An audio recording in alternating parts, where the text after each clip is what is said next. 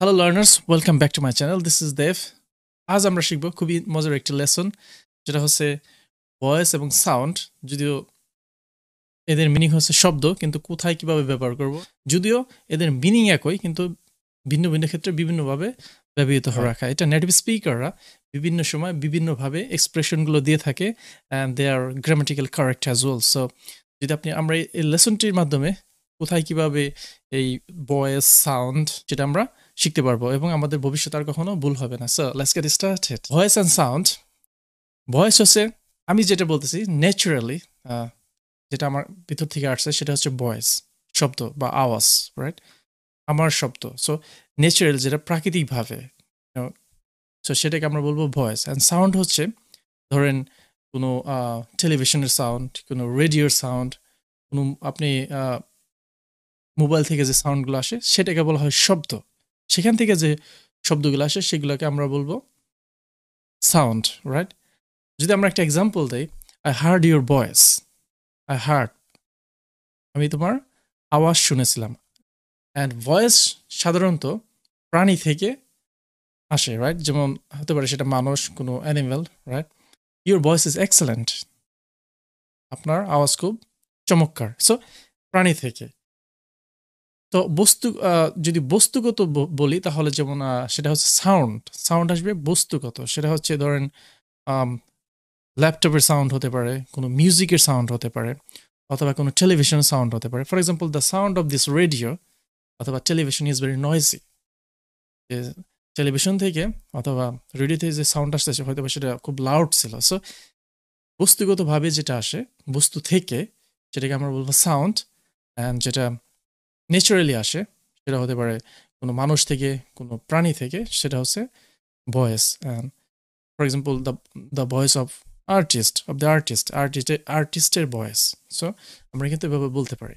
Next আসবো hair versus listen. Hair মানে শোনা, লিসেন মানে শোনা। সো হেয়ারটা হচ্ছে ন্যাচারালি, যেটা আমরা আমাদের শোনার জন্য কি দিয়েছে সৃষ্টিকর্তা? কান দিয়েছে, যেটা প্রাকৃতিকভাবে শুনি। সো এটাকে আমরা বলবো hair.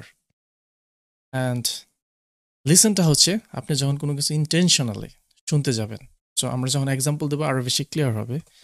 For example, I hard the big sound last night. I hard the big sound last night. যে আপনি হয়তো বা ঘুমাইতেছিলেন, হঠাৎ করে বিকট একটা শব্দ গত রাত আপনি শুনেছেন, সেটা কিন্তু ন্যাচারালি এসেছে, আপনি কিন্তু শুনতে চাননি। I was listening to music. এই যে আপনি মিউজিক শুনতেছিলেন, অথবা I love to listen music. আপনি ইন্টেনশনালি, অথবা মন খারাপ ছিল, মিউজিকটা শুনে আপনি আপনার মনটা একটু ভালো করবেন। সো এটা কিন্তু আপনি ইন্টেনশনালি করছেন যে হ্যাঁ আমি মিউজিকটা শুনবো ইচ্ছাকৃতভাবে। আমরা কিন্তু প্রায় বলে থাকি, ধরেন আপনি লেকচার দিচ্ছেন, আপনার স্টুডেন্ট শুনছে না, তখন আমরা are you listening to me? তুমি কি আমাকে শুনছো? তখন স্টুডেন্ট বলতে পারে yes I am listening to you, আমি তোমাকে শুনছি বা আমি আপনাকে শুনছি। অথবা সে বলতে পারে no I am not listening to you. অথবা আমরা কিন্তু এক্সপ্রেশনগুলো থেকে I am not listening to you, আমি তোমার কথা শুনবো না, ইন্টেনশনাল, ইচ্ছাকৃতভাবে। সো লিসেনটা হচ্ছে ইচ্ছাকৃতভাবে, অ্যান্ড হেয়ারটা হচ্ছে ন্যাচারালি, যেটা আমরা সৃষ্টিগত প্রদত্ত কান দিয়ে আমরা যেটা শুনি, রাইট? এবার আমরা আসবো কিপ ভার্সেস পুট। কিপ মানেও রাখা, পুট মানেও রাখা। এখন আমরা কিন্তু যেটা হচ্ছে জানি যে পুট এর পাস্ট টেন্স কিন্তু পুটি, অ্যান্ড পাস্ট পার্টিসিপল পুটি, পুট। কিন্তু কিপের হচ্ছে keep, kept, right? So keep মানে হচ্ছে রাখা। For example, I kept the key on the table, right? আমি টেবিলের উপর চাবিগুলো রেখেছিলাম। Keep, kept, past tense. এখন এটা কিন্তু বস্তুগত কি, আমরা এটা ধরতে পারবো। কিন্তু যদি আমরা কিন্তু পুট দিয়ে বলতে পারি, I put the key there, I put the key on the table, both are correct, দুইটাই ঠিক।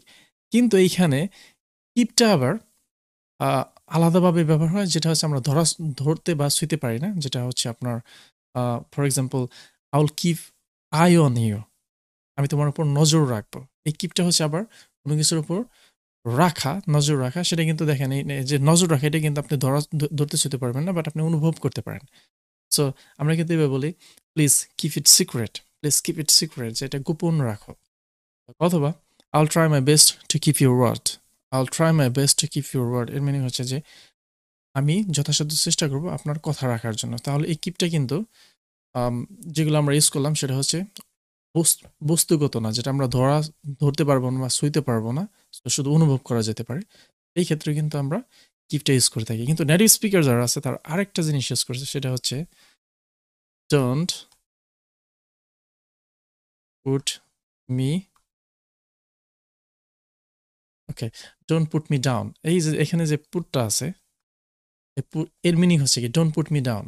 দেখেন যে বস দেখা যায় অনেক সময় একটা মিটিং চলতেছে, কাউকে অপমান করতেছে, ইনসাল্ট করতেছে, তার মানে কি তার ইমেজটাকে ডাউন করে দেওয়া। অথবা আপনি কাউকে কারোর সামনে অপমান করে তার দেখা যায় তার হাসি মুখটাকে আপনি মানে খারাপ করে দিলেন। সো এটাকে বলা হয় ডোন্ট পুট মি ডাউন। এখানেও কিন্তু এটাও কিন্তু এখানে যে আমার মনটা খারাপ করে দিলেন, এটা কিন্তু ধরা ছোঁয়ার বাইরে। সো এই পুটটা কিন্তু ন্যাচারালি যেটা নেটিভ স্পিকার ইউজ করে থাকে, যেহেতু তারা নেটিভ স্পিকার, তারা যেভাবে ইউজ করবে আমাদেরও সেভাবে ইউজ করতে হবে। সো আমরা বুঝতে পারলাম যে কিপ অ্যান্ড পুট বিভিন্ন সময় বিভিন্নভাবে ইউজ করা যায়, রাইট?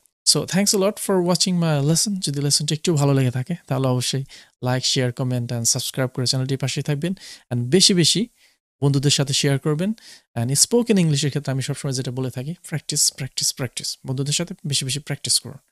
অ্যান্ড আমি যেহেতু ইউকেতে পড়াশোনা করেছি, আমি লন্ডনে, আমার সমস্ত অভিজ্ঞতা আমি এখানে প্রত্যেকটা লেসনে দেওয়ার চেষ্টা করি যে প্র্যাকটিসের কোনো বিকল্প নেই। আপনি যদি ইংরেজিতে আপনার স্পোকেন লেভেলটাকে আরও এক ধাপ এগিয়ে নিয়ে যেতে চান, তাহলে ইউ মাস্ট প্র্যাকটিস, আপনাকে প্র্যাকটিস করতে হবে। সো আজকের মতো এই পর্যন্তই, ভালো থাকবেন। See you next time, bye by.